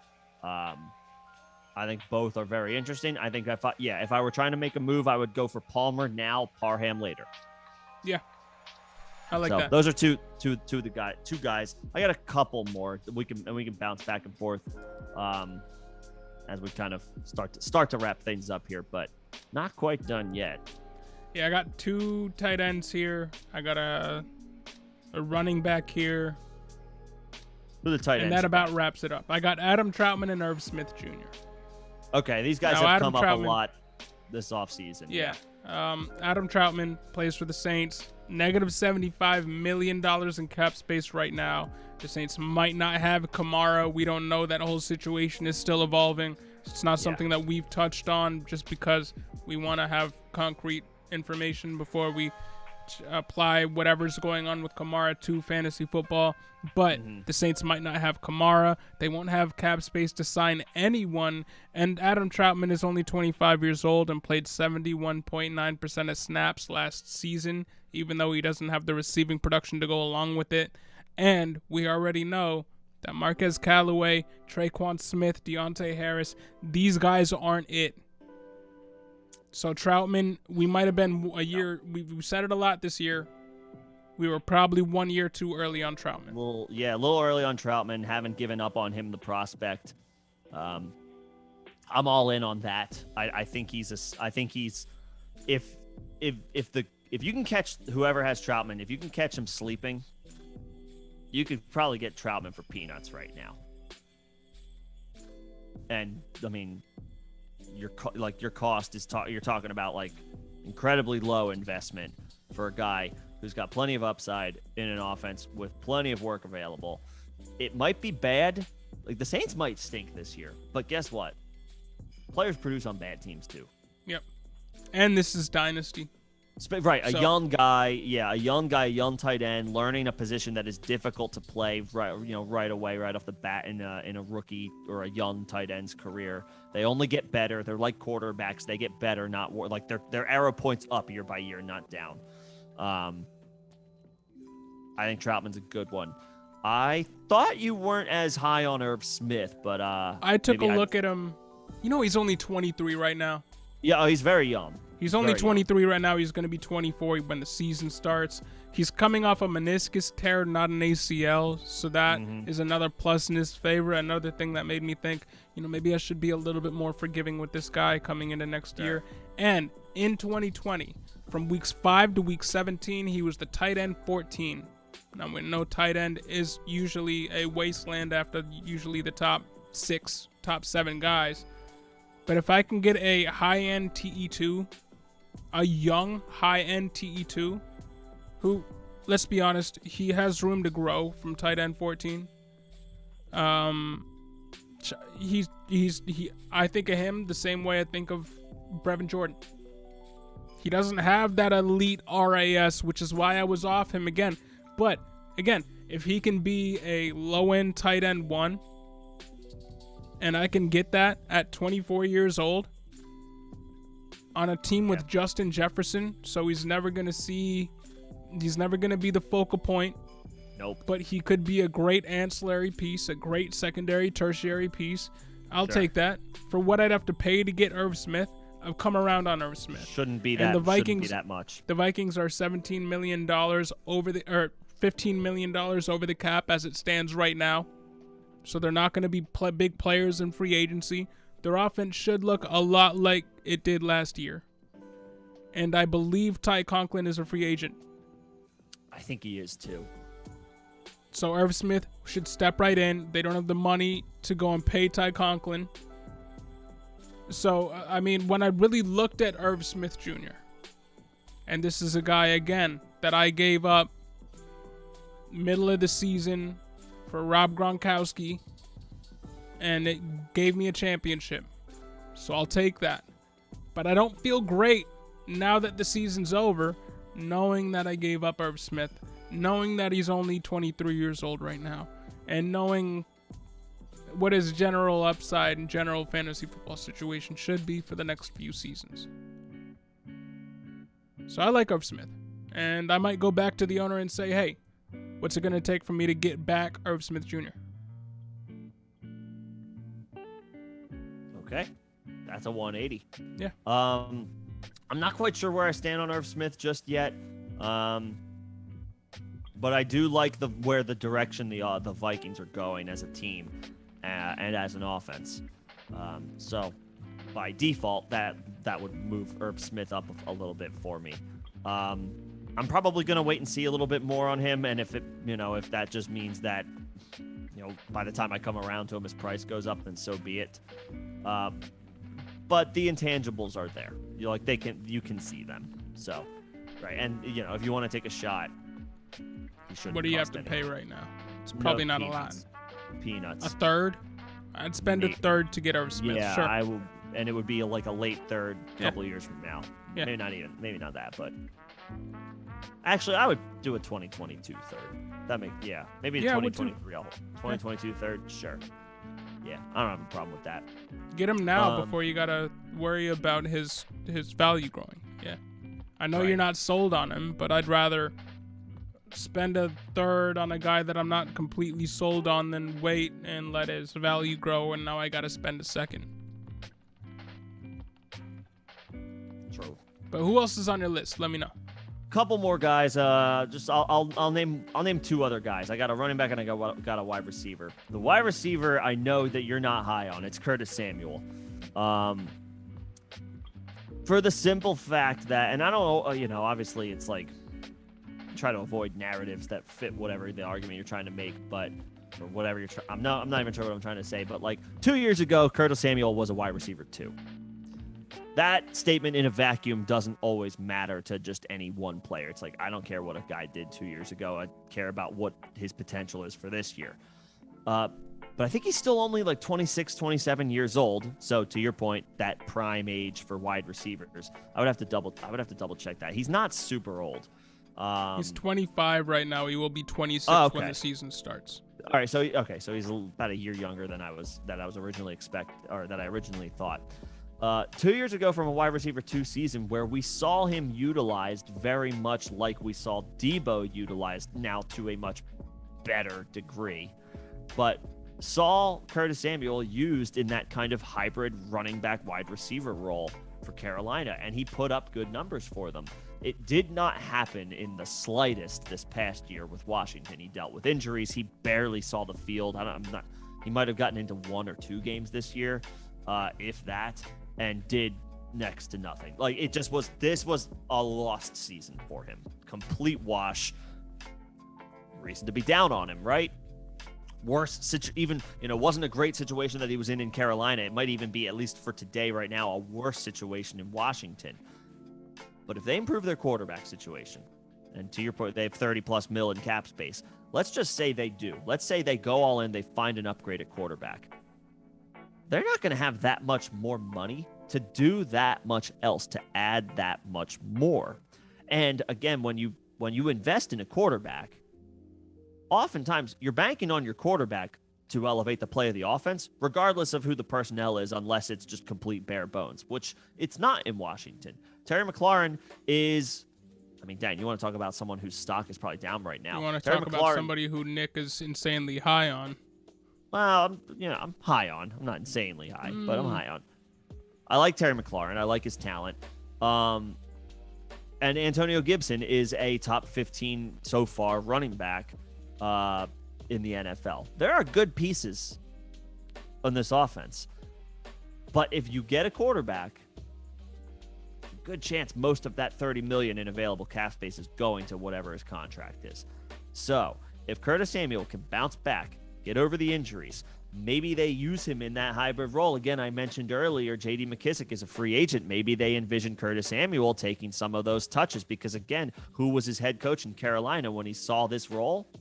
The same coach that he has now in Washington. So there's a direct connection that Ron Rivera already knows about because he used Curtis Samuel that way. True. You are not going to have to spend a whole lot of anything to get Curtis Samuel most likely. Now, the fact that he's 25, a 25-year-old wide receiver, maybe the owner doesn't necessarily bite on a low ball offer. But again, if we're just, I think you can send a low ball offer and probably that's kind of what I was alluding to. You don't feel like you can't, because that's the situation that we're in with Curtis Samuel. At least get the conversation started, because yes, I'm not the biggest Curtis Samuel fan. Right. And I think comparing him to Debo is insane.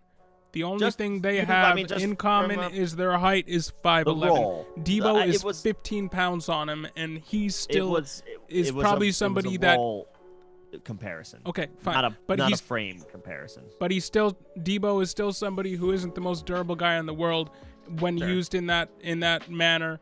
And he has 15 pounds on him. Curtis Samuel's sub 200 pounds. So I don't know if he can.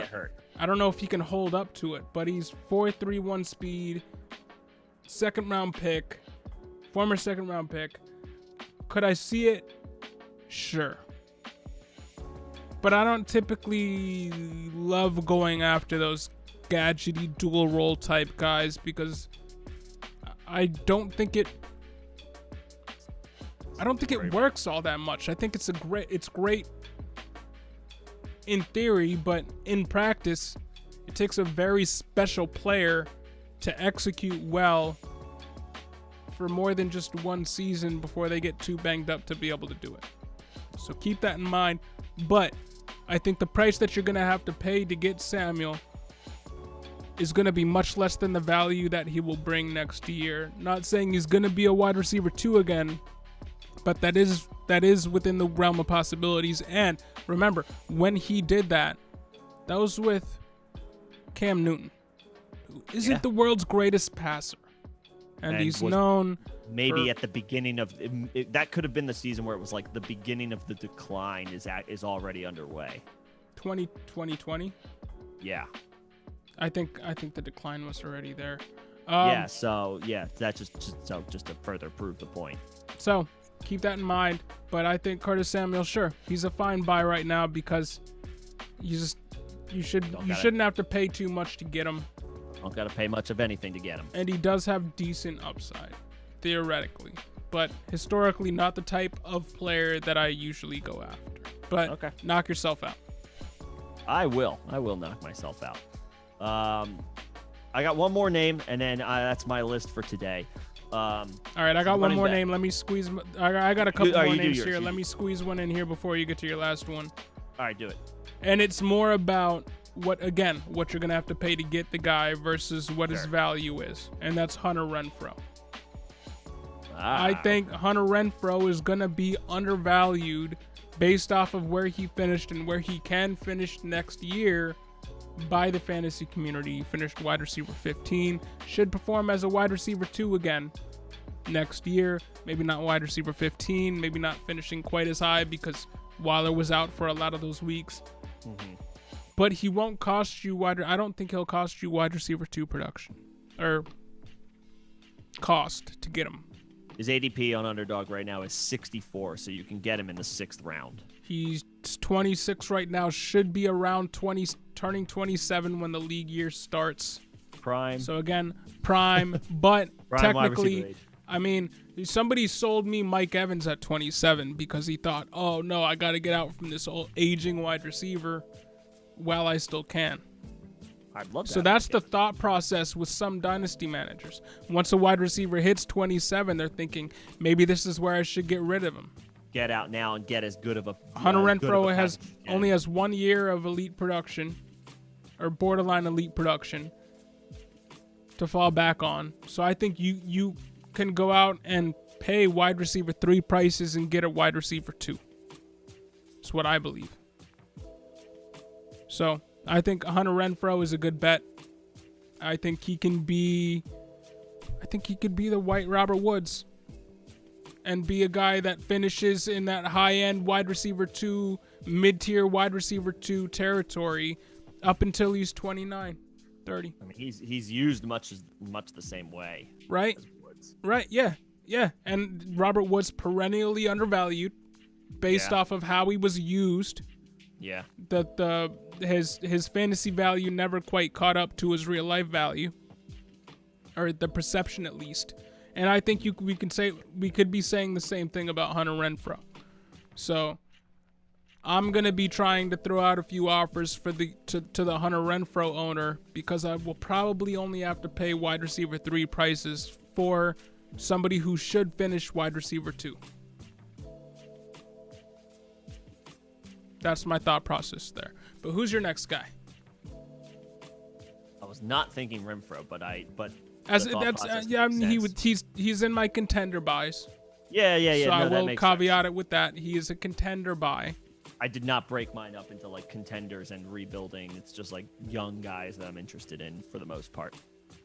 But you got to admit, I mean, no, it's a good. Right? I mean, right. I mean, it still feels like, if you finish as a wide receiver 2, how are you not getting drafted until the 6th round? I mean, we should all be pretty much out on Bryan Edwards. If you have Bryan Edwards, see if you can throw somebody Bryan Edwards and something. Talk about a guy who you won't have to cost. Won't cost anything to get. Say, hey, look, he's so super young, he could still put it together. Look at his size-speed combination, and go and get Renfrow. Package something to go and get Renfrow, something like that. But who's your guy? Last guy that I want to bring up, and this is a situation where we know the team he's going to be on. This team is maybe going to look very different than it did last year. So if the situation isn't great, it's less ideal, but volume is volume when it comes to the running backs. And I'm looking at Tampa Bay, and I'm looking at Keyshawn Vaughn. And I know for the first 2 years, first year basically was a red shirt, right? He just didn't see the field.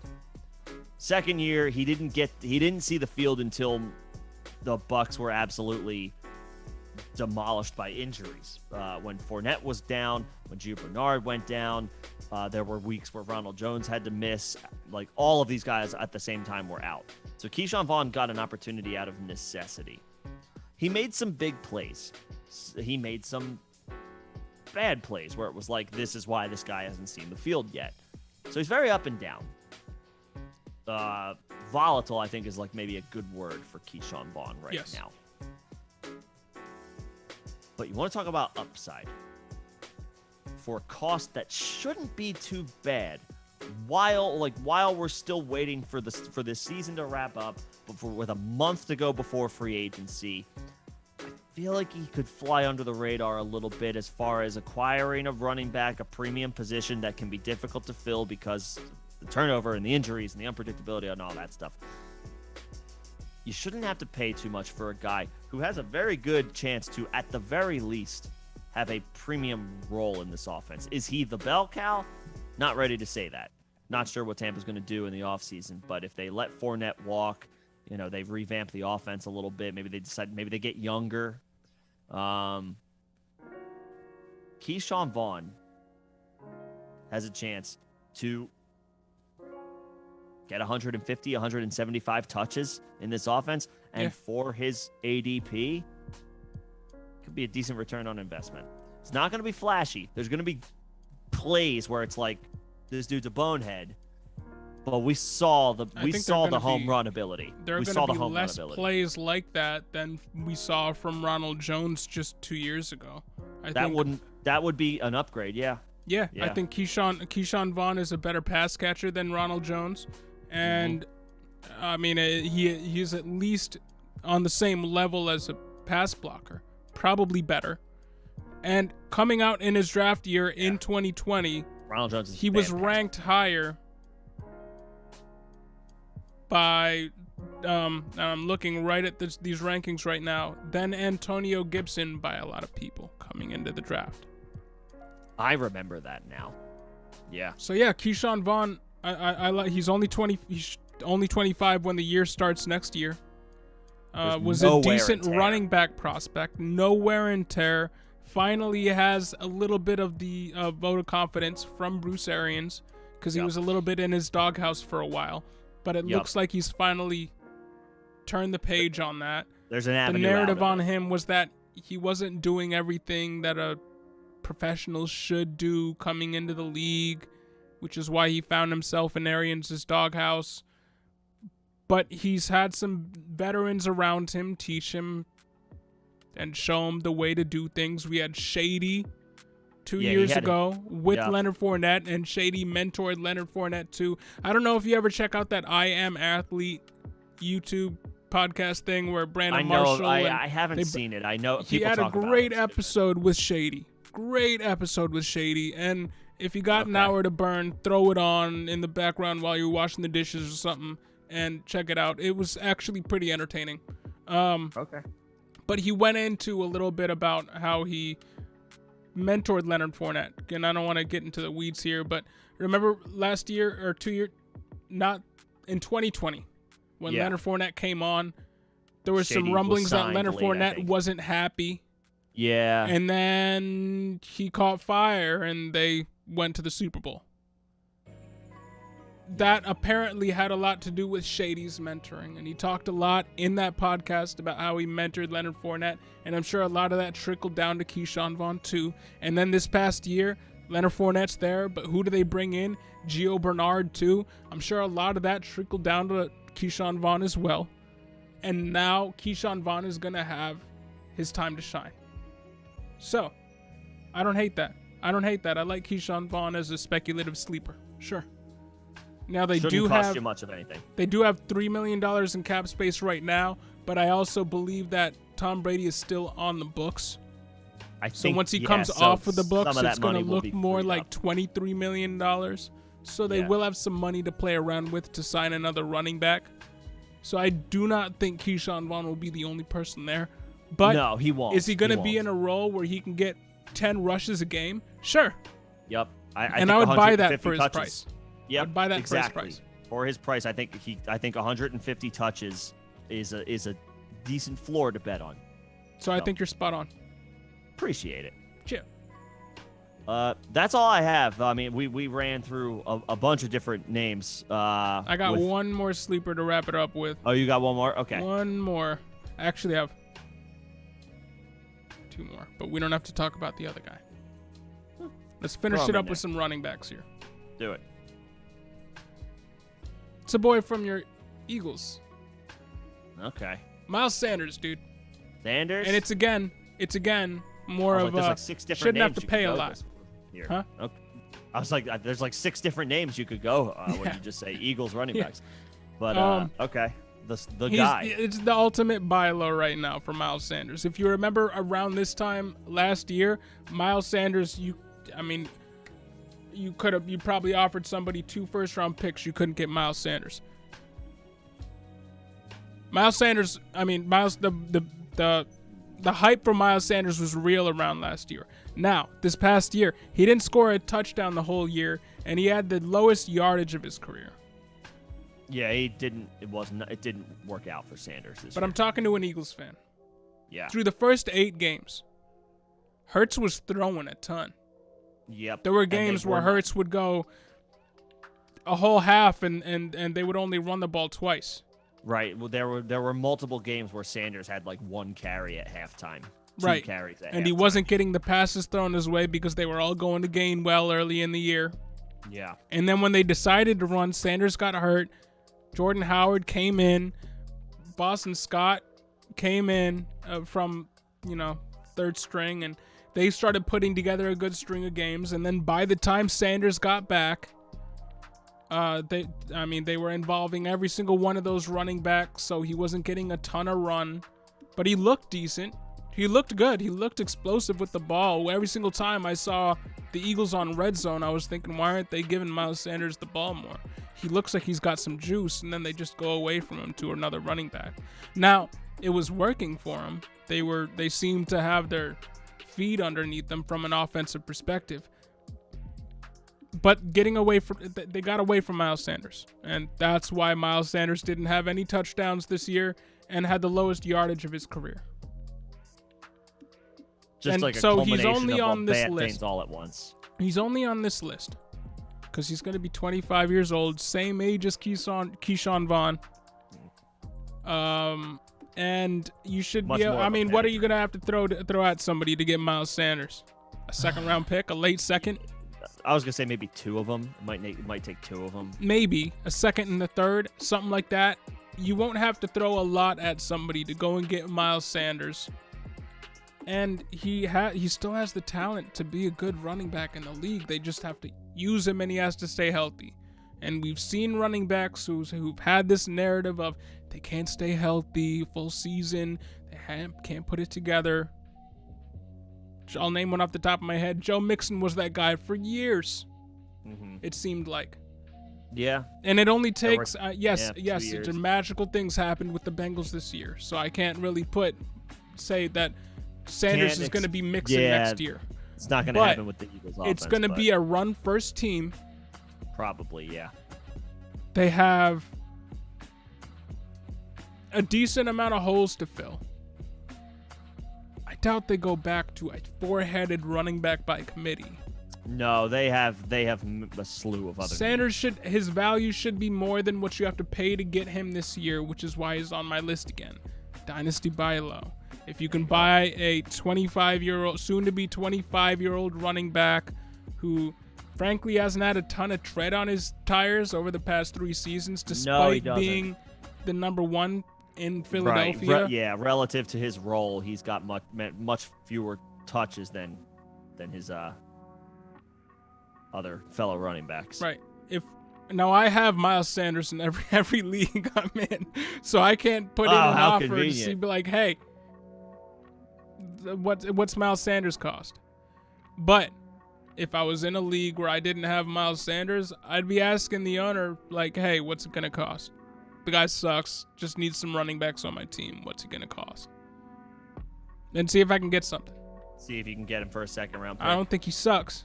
I would just be saying that to the owner based off of the numbers that he's put up over the past 3 seasons. I want him. And he hasn't put up 3. He's kind of like, if you fast forwarded a few years on CEH's career, what we might see from CEH when CEH is 25. Yeah. Might be what we have from Miles Sanders here. Could be. So, running backs, everybody needs running backs. Everybody is down on Miles Sanders right now, which is weird because he's on a run-first team. The season with the stats, with the lack of, it was a perfect storm of. It was an imperfect storm for Miles Sanders, I guess I should say, because everything that could, I don't want to say go wrong, but everything that could work against him. No, everything that could go wrong went against wrong. Him. Yeah, his value was high until they drafted Gainwell, and then his value kind of plummeted. And then it was kind of downhill from here. Phased out of the offense, no touchdowns. Galladay was getting all the passing down work. Gainwell got all the passing down work. Gainwell got all the touchdowns. And then we saw Jordan Howard come in and be better than him. So in people's minds, we're like, he got passed up by Jordan Howard. This guy's trash. Go and get him. Go and get him. See if he can buy low. If he stinks, I'll take him. Yeah, no, it's fair. Yeah. And just because we're here, my other guy, it was a contender buy, was Adam Thielen. Because, again, the Vikings are $15 million over the cap. Yes, I know Adam Thielen is 32, but he has scored 24 touchdowns over the last 2 years as the de facto number 2 for the Minnesota Vikings. Kirk Cousins isn't going anywhere because all of his money is guaranteed for this year. They are over the cap, so they shouldn't be bringing in any other free agent wide receivers. And Adam Thielen, as long as he stays healthy, he's not going to break 1,000 yards receiving. But he could get you double-digit touchdowns, 8, 9, 10. Yeah. He had 14 touchdowns in 2020, 10 touchdowns this past year. He can still be a touchdown or bust wide receiver 2 that can help your team for not a lot of money considering he's 32. And the narrative on him is that he's going to be out of the league soon. So if you're a contender... Oh, that's silly. Adam Thielen. Yeah. I think he just scored another touchdown like just now. Probably in his sleep. Yeah, he rolls out of bed and like catches a touchdown and then eats breakfast. He rolls out of bed. There's a referee there going like this. Right. He's yeah, he's good. Yes. That's the way to roll out. Good job, Adam. There you go. So that wraps up my list. I had a kind of a long list here because I was bored at work and I was just thinking about this stuff. But there we go. Bored at work bored. Somebody should write a song about that. But yeah. Just a good opportunity. I mean, I know there wasn't like a ton of rhyme or reason to this one, or there wasn't much, there was no order or whatever to the list. We just wanted to shoot out some names and have a conversation with everybody. So hopefully this was fun. Hopefully this was helpful. If there's anybody we didn't cover in here that you would like to us to talk about, just let us know. Drop a comment. Happy to share our thoughts about anybody in particular. But for now, I think that brings us to the end of our Thursday stream. So thanks again, everybody. As always, we'll be back next Tuesday, 6 p.m. Eastern. What are we talking about then? Not sure. Want to do Dynasty sells or sells? Yeah, we could do the flip side of this. We could do the flip side of this, guys, where it's like maybe you like them, but maybe it's the time is coming. So like, better to be a year early than a year late, so to speak. Yeah. We'll tentatively plan for some Dynasty sales next Tuesday if that interests anybody. And if there's anybody, again, that you care to hear us talk about, unless, if you don't want to drop in the comments during that time, like let us know. Ty Chandler on the list. Yeah, Ty Chandler for sure. Well, he won't be a sell. He'll be a he's on the list to get a video out for. So right. But hey, thank you everybody for joining us. Thank you to everybody that super chatted. That was great. Very thankful for that. Thank you for everybody in the chat throwing us questions. We love this community that you guys are all a part of. So thank you very much. Have a great evening. Have a great rest of your weekend. Hey, enjoy the Super Bowl. Yes. Oh, we didn't even talk about the Super Bowl today. We didn't even talk about the Super Bowl, but hey, enjoy the Super Bowl. We got 3 minutes till we hit 8 o'clock. Who do you got in the game?